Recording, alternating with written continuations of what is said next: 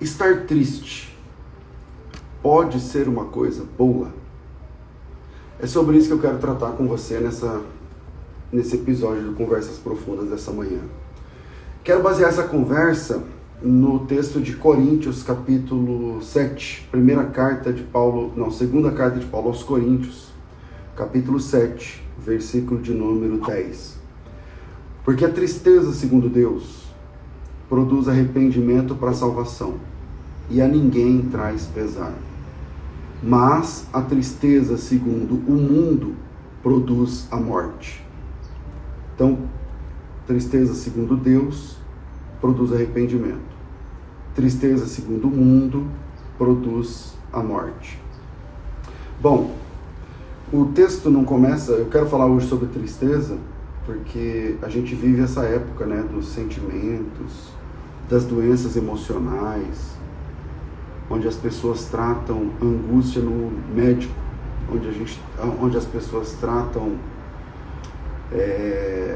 enfim, coisas relativas à alma no médico, na consulta, no remédio, no calmante. E aí a gente vive com pessoas tendo que tomar remédio para dormir, remédio para acordar. O apóstolo Paulo escreveu essa carta e ela começa falando sobre imundícies do Espírito. Você já ouviu essa frase? Essa construção? O versículo 1 diz assim: tendo, pois, amados, tais promessas, purifiquemos de toda imundície, tanto da carne como do Espírito, aperfeiçoando a nossa santidade no temor de Deus. Imundícies da carne, imundícies do Espírito. Eu aprendi com o Dr. Russell Shedd que o crente, ele tem 3 inimigos para vencer. Ele tem o inimigo que é o mundo, ele tem o inimigo que é a carne, ele tem o inimigo que é o diabo. E aqui o apóstolo Paulo fala que existem impurezas da carne. Claro, essa é fácil a gente entender, né? As batalhas da carne, as lutas da carne. Mas aqui ele está falando das impurezas do Espírito. Impurezas, depende da versão que você tem, imundícies do Espírito. Quando ele se refere ao corpo, fica fácil. Quais são as lutas da carne? Quando ele se refere à alma, não fica tão difícil, porque o sentimento, né, a culpa, enfim, a angústia, a depressão e tudo, essas coisas, elas habitam na carne, ou melhor, na alma. Mas quando fala do Espírito, quando fala das impurezas que estão no Espírito, do que é que ele está falando? O Espírito é aquela parte que vem de Deus, né, em nós. É a partícula de Deus no homem. Em Gênesis 2:7 a Bíblia diz assim, que Deus fez o homem do pó da terra, soprou nas suas narinas o ruach, o fôlego. A palavra ali é espírito. E o homem tornou-se alma vivente. O homem tornou-se alma vivente. E o que é viver uma imundície no Espírito? É quando nós comprometemos a parte que veio de Deus em nós. Aquilo que vem de Deus em nós está comprometido. Imundície, por assim dizer, é quando você tem, por exemplo, essa casa está uma imundície. É quando o quê? Quando tem um monte de sujeira, quando tem um monte de coisa que não era para estar lá.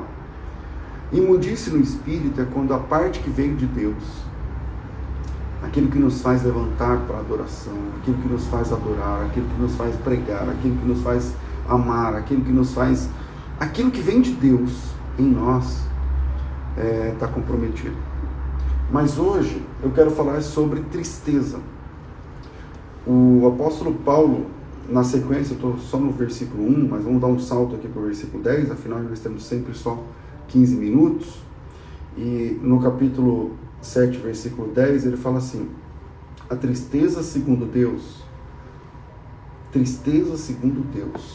produz arrependimento para a salvação. E a tristeza segundo o mundo produz a morte.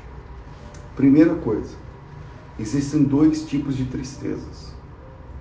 Existe uma tristeza que é segundo o mundo, conforme diz aqui o texto. Que é aquela tristeza que faz o cara pegar o revólver, às vezes filmando uma live, está na moda isso agora, e colocar o cano do revólver dentro da boca, na cabeça, no queixo e dar um tiro.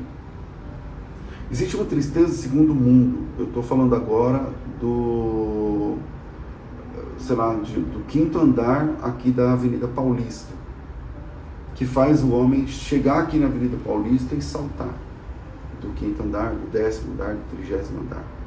Existe uma tristeza segundo o mundo que faz o homem decidir ir embora de casa. Existe uma tristeza segundo o mundo que faz a mulher, que torna a mulher infeliz. Existe uma tristeza segundo o mundo que ceifa a vida, ou quando não ceifa a vida, ceifa a alegria de viver. Só que a Bíblia diz que também existe um outro tipo de tristeza, a tristeza segundo Deus. A tristeza segundo Deus. E o que é tristeza segundo Deus? Bom, se esse sentimento, se essa tristeza segundo Deus, é conforme Deus, acho que a primeira lição aqui é: não podemos maquiar uma tristeza que vem de Deus.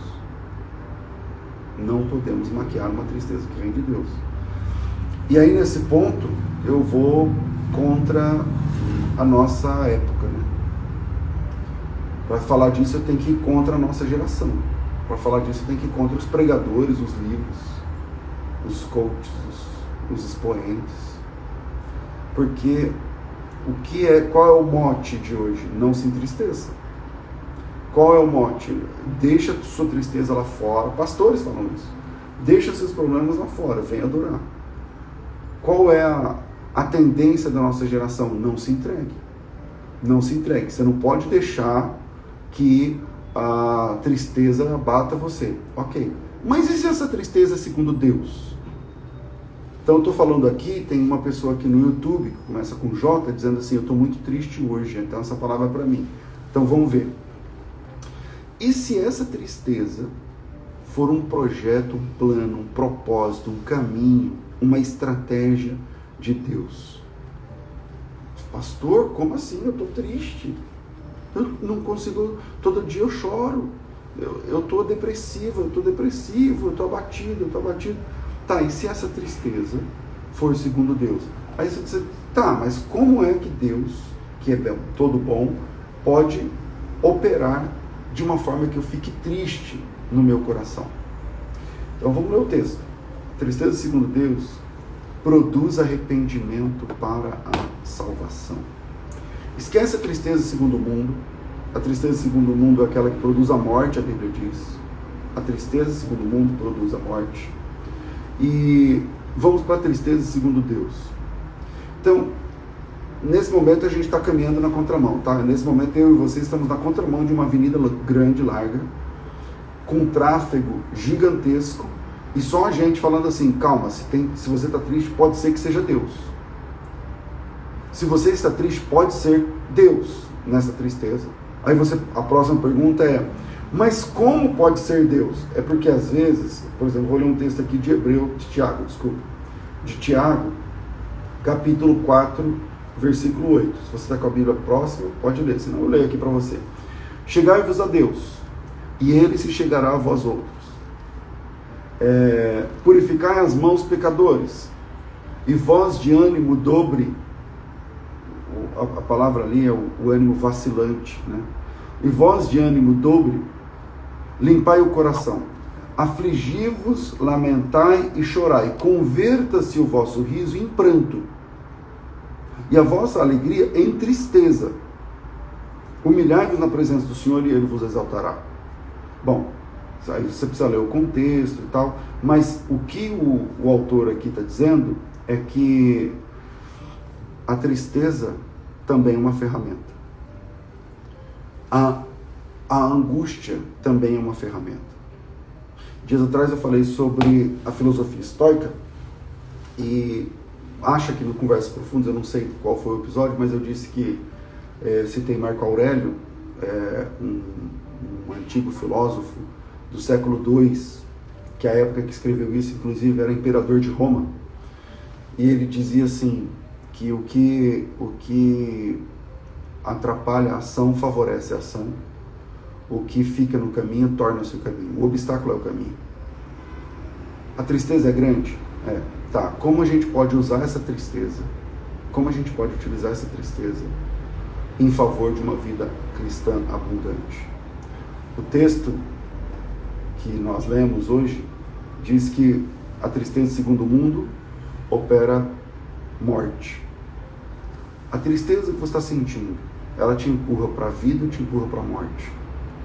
Pastor, mas não existe tristeza que me empurra para a vida. Existe a tristeza quando vem de Deus. Lembra quando a gente se converteu? Vou te explicar. A gente se converteu porque a gente não aguentava mais. A gente não se converteu porque a gente estava contente. A gente se converteu porque a gente estava triste. A gente não se converteu porque a gente estava numa festa. Ai, que bom, então agora vai ser tudo diferente. Não. A gente se converteu. Sabe por que a gente se converteu, cara? A gente se converteu porque Deus estava tratando com a gente e a gente não estava se enquadrando.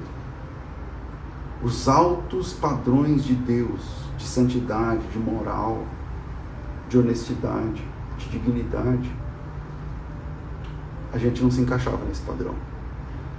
A gente não se encaixava nesse padrão. E a gente queria ser diferente. E porque a gente queria ser diferente e não se encaixava nesse padrão, a gente se sentia mal.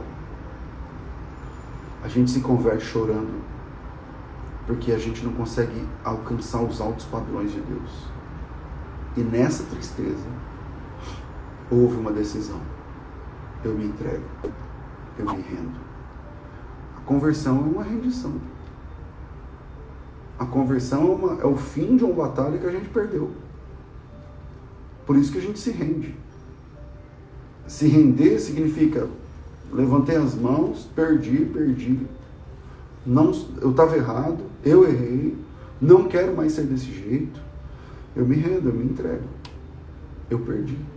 A conversão é eu perdi para Deus. Deus batalhou comigo e eu saí perdedor. É por isso que eu me ajoelho. Quando um exército rende o outro e não tem mais saída, o que o rendido faz? Ele se ajoelha, ele levanta a mão. Ele diz, eu me entrego. É uma batalha isso aqui. É uma batalha. Agora, essa rendição, essas lágrimas, esse joelho dobrado, essa mão levantada, é para bênção ou é para maldição? É para bênção. Porque a partir do momento que eu me rendi, que eu chorei, que eu dobrei meu joelho, que eu me entreguei, eu pude experimentar ser outra pessoa, ser uma pessoa diferente, ser uma pessoa parecida com Cristo. Então, primeiro ponto, não tente maquiar a tristeza que vem de Deus. Porque a tristeza que vem de Deus é a tristeza da inconformidade. O texto diz assim, ó, a tristeza segundo Deus opera arrependimento para salvação. Cara, se você está triste porque você é uma droga de um crente que não consegue ficar de pé, essa tristeza vem de Deus. Cara, se você está triste porque você não consegue atingir as altas exigências da santidade, do padrão que você encontra na Bíblia, bicho, essa tristeza vem de Deus, cara. Essa tristeza está vindo de Deus. Porque a Bíblia diz que a tristeza, segundo Deus, produz arrependimento para a salvação. Se essa tristeza que você tem é aquela tristeza que fala assim, nossa, como eu preciso mudar de vida, eu não posso mais continuar desse jeito, saiba, em primeiro lugar, que essa tristeza veio de Deus. Porque a tristeza que vem de Deus, ela gera inconformidade. As pessoas que tomaram a decisão de emagrecer, por exemplo, hoje é um tabu, porque tem a gordofobia, porque tem, mas a pessoa que não aguentava amarrar o cadarço do sapato, a pessoa que não aguentava mais porque estava perdendo roupa, porque estava perdendo autoestima, porque estava perdendo tudo. Por que ela decidiu emagrecer? Porque ela ficou triste com ela mesma, ela olhava no espelho e falava assim, não, essa não sou eu. Ela olhava no espelho, ou ele olhava no espelho e falava assim, não, eu preciso tomar uma decisão sobre isso. E é essa tristeza, essa vergonha, esse desassossego, essa inconformidade, falou assim, não, eu vou fechar a boca, eu vou entrar na academia, eu vou começar a caminhar, eu vou tomar decisões para mudar esse quadro. E essa inconformidade, é disso que eu estou falando. Aliás, eu não, é disso que a Bíblia está falando. Porque a tristeza, segundo Deus, produz arrependimento para a salvação. Está triste? Tem como saber se essa tristeza veio de Deus. Ela está te empurrando para uma vida mais nobre. Você está triste porque você não consegue vencer o pecado. Você está triste porque você não consegue ser o crente que Deus sonha para você. Você está triste porque você não consegue viver o alto padrão da Bíblia. Essa tristeza veio de Deus, tá? Essa tristeza veio de Deus. Porque a tristeza que veio de Deus é aquela que nos empurra para o arrependimento. Passamos 15 minutos. Deus abençoe. Bom dia.